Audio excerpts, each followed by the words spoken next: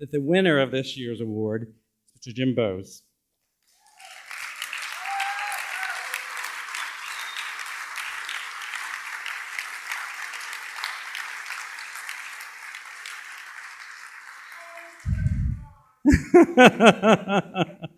Many people know that Jim grew up in a town of 500 people in Vermont. What most of them don't know is that he was born in Amityville, New York. One of the reasons for moving to an obscure, out-of-the-way place, as his mother states, was because Jim was the original Amityville Horror. Jim was always entrepreneurial. His early fascination with puppetry led him to write and perform puppet plays in a stage he built and also sold lemonade at intermission. He knew where the money was made even as a child. He also wrote and performed numerous plays in elementary school, not surprisingly, also being the lead actor and director. Little remains of these early works, except for maybe the scarred linoleum in Mrs. Haight's third grade classroom and an oh-so-exaggerated scar on Billy Bedleston's temple. These are stories from Jim. And Jim was not exempt from technical mishaps either. During a puppet show he wrote and was performing in the two-room schoolhouse for the town's bicentennial celebration, the smoke effect was so successful that it required an immediate evacuation of the countless children, strollers, and panicky parents. And nothing could persuade them to return for the big finale, to which Jim says, "Philistines." Jim had the perfect credentials for working at the Nederlander organization. Previously, he taught elementary school in South Central Los Angeles, as well as having worked, and I stress worked, in the locked ward of a psychiatric hospital. In addition to the stellar productions Jim likes to list on his resume, there are some lesser-known productions that grace the Nederlander stages, some of which may or may not have actually been inspired by Jim.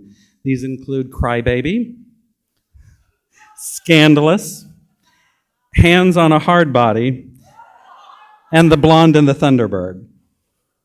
Jim served 4.5 months on a mob trial. This is a true story. One night at dinner, while Jim was naively sitting with his back to the door, the theme song to The Godfather started playing, and everyone else at the table instinctively dove under the table. Now, I could go on about drinking and drugs and dresses.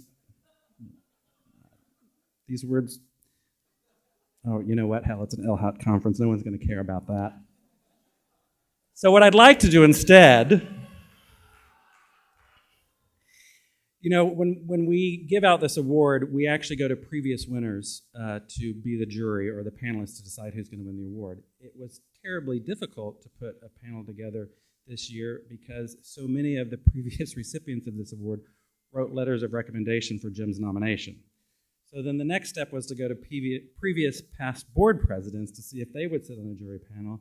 So many of the previous past board presidents wrote letters of nominations for Jim that I couldn't get a panel. I finally did find 4 individuals who somehow had not written a letter of recommendation for Jim, and they told me unanimously, "Why are we even gathering for this? You should name the award for the man." So what I thought I'd do to bring a little seriousness to the award, Jim, is I'm going to read to you the letter of recommendation that your dear friend and our dear friend at the League and the previous recipient of this award, Joe Rosenberg, wrote.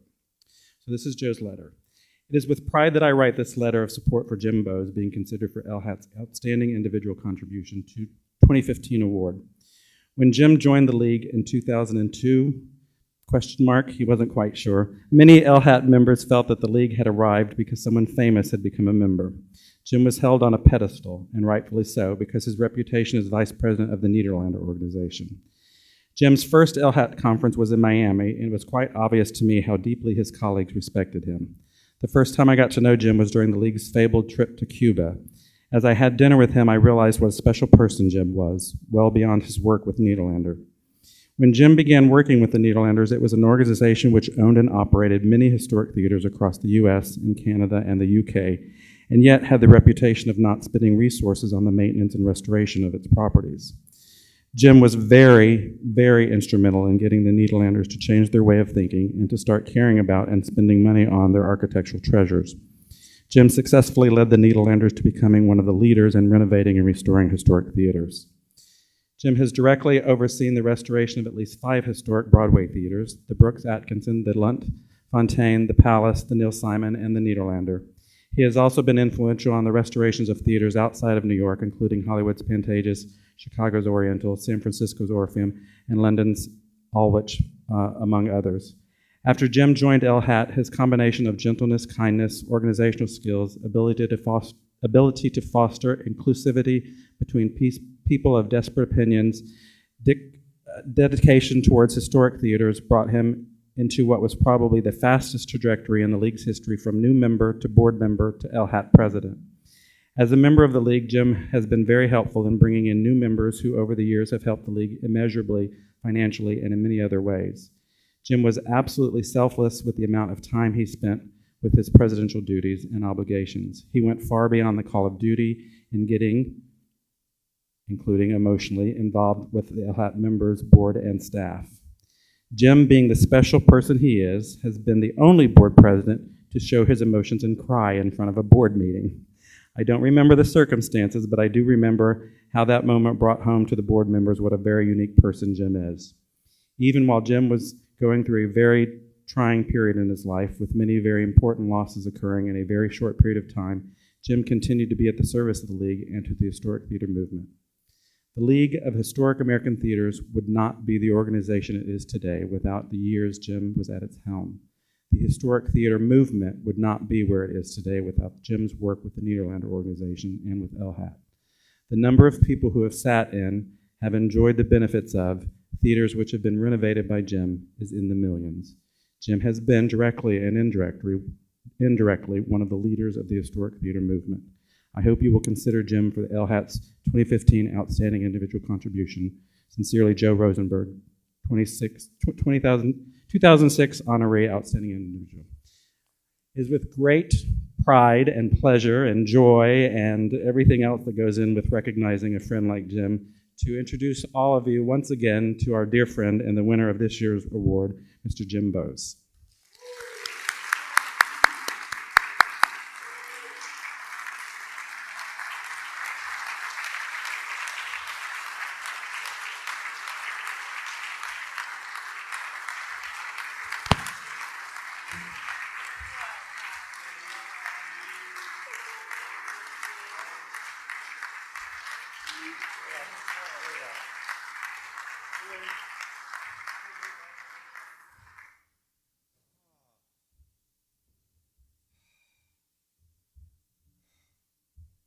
Lord. I'm like, you just can't get enough of seeing a grown man cry, can you? I've been away from this position for a couple of years, and I guess perhaps it's time. But for all you first-time people, you'll learn soon enough. I thought I was referred to as Mr. Fawcett because of my abilities to raise money for the organization. No. It seems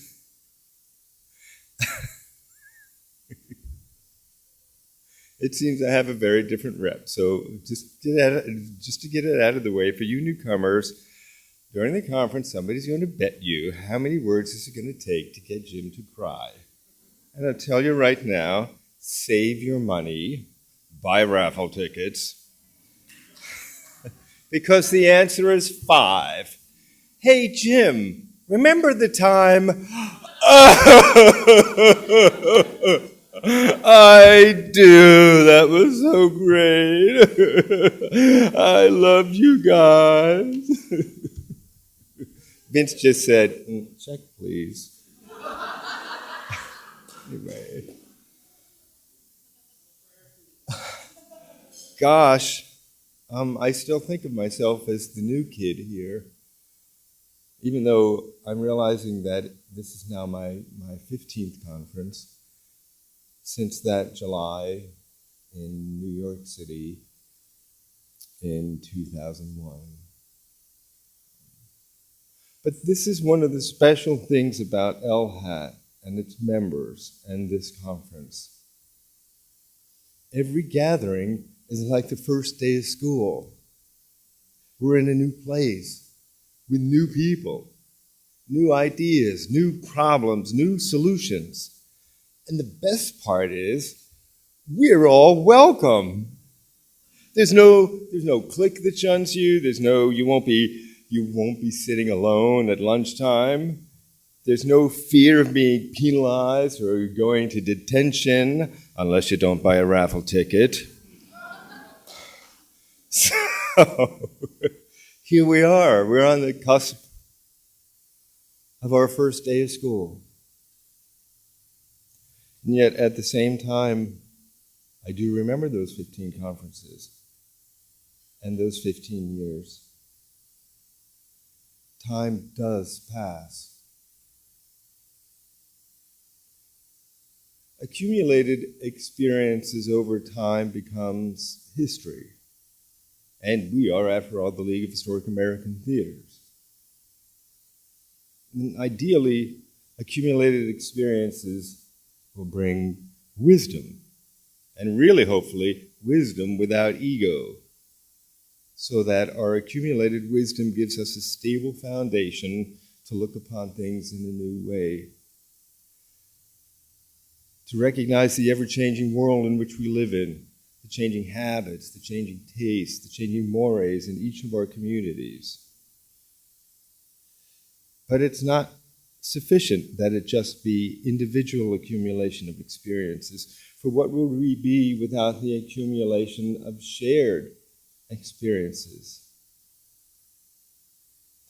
Isn't that one of the driving forces for us doing what it is that we do? We facilitate shared experiences over time to nurture the creation of a shared collective. We are a league. We have a covenant made between us for the promotion of common interests for mutual service.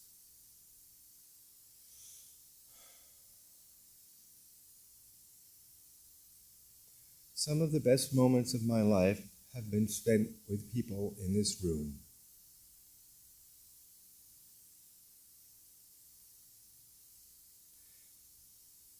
And now, tonight, to be included amongst LHAT members Maureen Patton, Tony Rivenbark, Joe Rosenberg, Craig Morrison, Janice Barlow, Killis Almond, Andrea Rogers, Jeff Green, Dulcie Gilmore, Ted King, and Michael Price. Well, this is an honor that I shall cherish to the end of my days. I know some of them are here, so would some of those prior recipients of this award please stand so that we can acknowledge and thank you again for the work that you have done for this organization.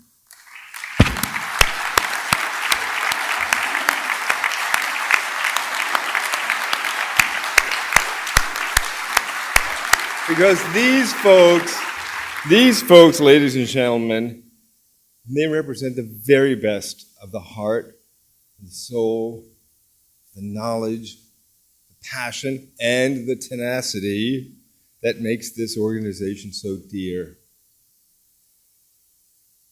And believe me, there were plenty of challenges in the early days of historic preservation. In getting ready for this, I was looking over some old documents from early conferences, from early sessions that were being held, and some of the topics that they had to tackle. And I'd like to share a few with the topics that they had to deal with. Open air theater, or how to save a fortune on your roof.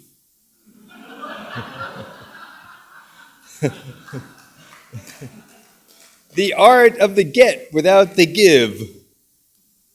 How to turn rodents into experiential extras. Consultants? As if. How do I fill my mid-mezzanine? And that's about flooring, not patrons. My favorite one is seats are for sissies. and this one, and extortion, or turn your raffle into a windfall. Hey, wait a minute.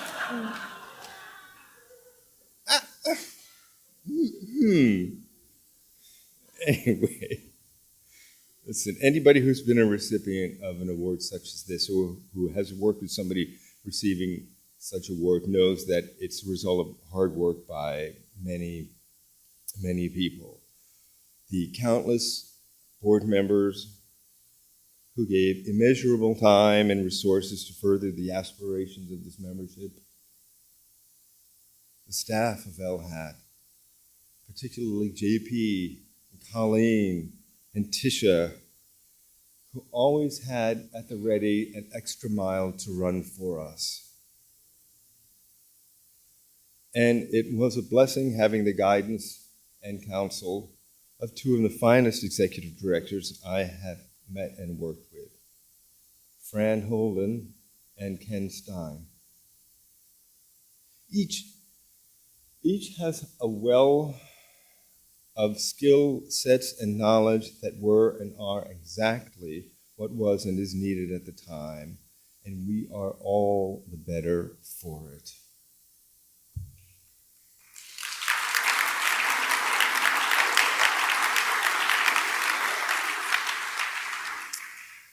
Ah, Fran. Ken Stein. Fran, Ken Stein. Ah, Frankenstein. Frankenstein! My God, what have we done?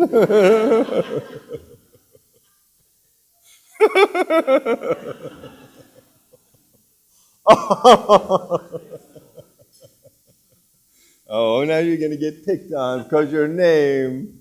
Oh, no, not here. And listen, of course I wouldn't be standing here today without the generosity and the teachings of Jimmy Niederlander. Jimmy, God bless him, 93, he has always been a risk taker and has always been willing to give someone a chance. Oddly, the chances he's been giving people always had nothing to do with any experience they had in the past. So he really went out on that. When I was originally interviewed by my staff there on numerous occasions, they finally said, "We really like you. We'd like to hire you, but we have no idea what to do with you." But Jimmy always had a belief of just go with your gut, and then together we'll figure it out later on. And that is such I find a key that stays with me through the work that I do now, as well as his notion of thinking the unthinkable in order to get to the best conclusion. You know, when Rent was closing after 13 or 14 years at the Nederlander Theater, oftentimes the emergency lights would go on during a performance because the wiring was so water damaged that it seemed to just short circuit at will. And then on top of that, the vibrations from the music of the show caused a lot of pieces of plaster to fall from its mooring. So at the end of its final performance in thunderous, cacophony of noise, I was just pushing people out of that theater as fast as I could, because I was afraid somebody was going to get clobbered with another piece of plaster or fall over some crumbling piece of concrete. And I have to tell you, I actually raised the prospect of tearing that theater down, building a state-of-the-art modern theater with offices for a permanent home for the Niederlander organization. Kind of heretical, yeah? Especially when I was president of the board of the League of Historic American Theaters. But actually contemplating the demise of that theater made us look inside again and again and again and again to see what there was that could be saved, or what was hidden there, or what we hoped would be there that we could save. And obviously, there's a very happy ending to this story because the Nederlanders Theater restored is one of the jewels of his chain. But let me tell you, that theater was not without its troubles. They wanted a dumpy theater in 1996, which they got, and then the damn show ran about 13, 14 years, and you can only imagine the shape of that theater by the time the show closed. And so I was given the task of renovating and restoring it in 12 weeks. Weeks. And the fire escape. Yeah, the fire escape. The fire escape was literally held up against the front wall of the theater by external conduit that had been run over the years to get lights to different parts of the front of the building. And that was all that was holding up the fire escape on the front of the building. And the street level facade had been covered in plaster lath, painted in electric green, and was, well, that architectural masterpiece was like porous and crumbling apart and filled with graffiti and names that everybody wanted, scratching out, the history of rent, blah, blah, blah, blah, blah. Well, Roger Morgan and I stood out there one day, and we were looking and looking and just wondering what we were going to do. And I just said, why don't we tear it down and see what's behind here? And at this point, my facilities director was behind me, jumping up and down, turning like horrible shades of white. But we tore it down. Unfortunately, in the renovation in the 1950s, there were large columns with beautiful decorative molding, stone molding around. And in the wisdom of the 50s, it had all been literally hacked off so that clean, lined, smaller columns could be put in its place. And so there we were standing at a building that had literally been, an axe and hammer had been torn and taken and torn apart. And they took a doorway that had gone to an office and made that a closet for the box office, and they moved the box office a little farther down into what was an alley with like swinging saloon doors, but their heights were all sort of different, and so what you ended up with like walls that didn't connect, and walls that didn't connect not only to other walls, but walls that didn't connect to other ceilings. The whole thing was just a mess, and by now the facilities man is just in lather on the ground. And Roger and I stood there and looked at it, looked at each other. We looked back at the building, and Roger said after a moment, "What the hell are we going to do with this?" And I looked at him and I said, "I don't know, but the box office is opening next week." Well, Jeff Green and his team did a remarkable bit of work, and the entrance has been reconfigured, and the walls and ceilings are connected, and they did an absolutely beautiful job, except now I know Jeff is somewhere out here saying, "Don't tell them I did it in 1 week." But if it hadn't been for Jimmy's let's try it attitude, we would have never thrown caution to the wind and dared peel back like some horrible, rotten thing in order to find some other horrible, rotten thing behind that we would... Oh, well, you know what I mean. But anyway, Jimmy and his staff taught me more about leadership and loyalty and management that they will ever know. And again, I just have to thank a few more people. But I also am here today because of the love and belief of my family, of my sisters, Marianne and Melanie, and my dear friend Sally, who have been there and stayed through thick and thin. And to my dear friend Chacha Musa, I'll talk about it later, who has been there always and always, who never doubted, always knew when to ask questions, and helped me remember one of the most important things in life, which was to be how to have fun and how to be silly without shame. And to my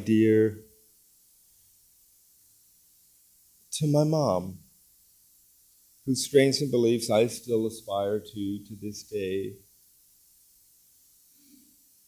who many years ago in a conversation I had with her that was so fraught with fear and anxiety, she was able to be so calm in her wisdom and compassion and say to me, "It doesn't matter to me who you love.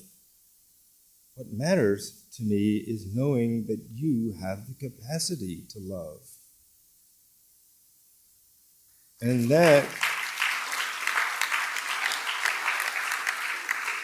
so I have to thank my mom for that and for so much more. And 6 months until your 90th. And one more, and to Sean, who more than anyone in my life has made me look at myself and what I see and what I think I see and what I don't see, and has allowed me to walk with him in his footsteps and see a whole other world out there. I love you, Sean. Oh God, it's late, and it's a school night. I used to start out my mornings in Nederlander with Susan Lee, and we would start the morning saying, "What hornet's nest are we going to poke a stick at today?" Well, my work at the Nederlanders is done. But I still find myself picking up that stick every now and then, twirling it around, wondering. Then I remembered meeting somebody a few years ago who introduced herself to me by saying, "Hey, when are we going to take on the world?"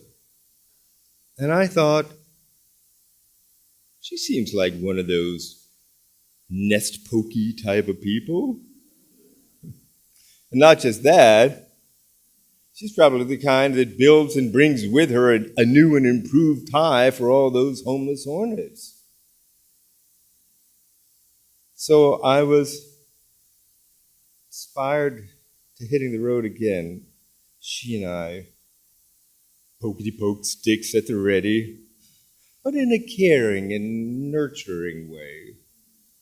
We'd be like the Ghostbusters, but like theater busters.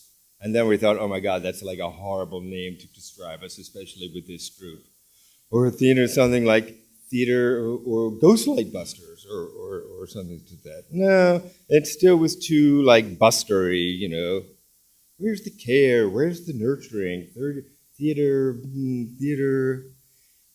nurses?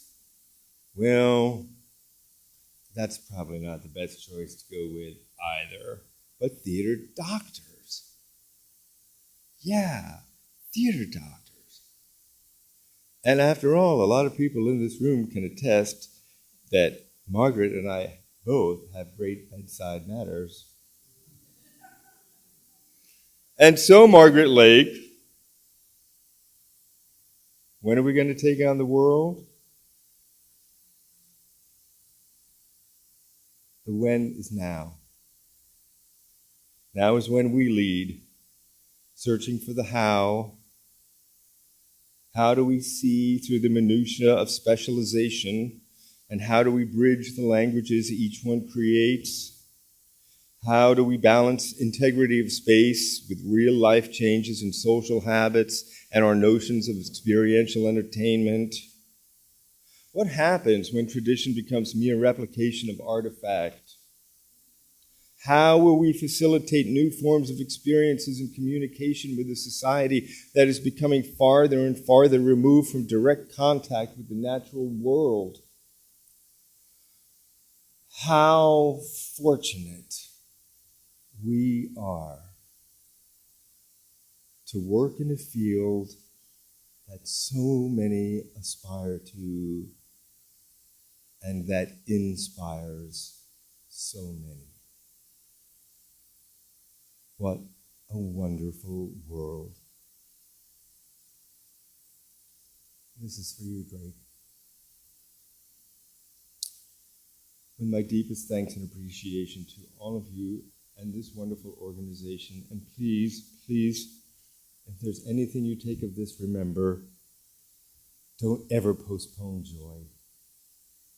Thank you.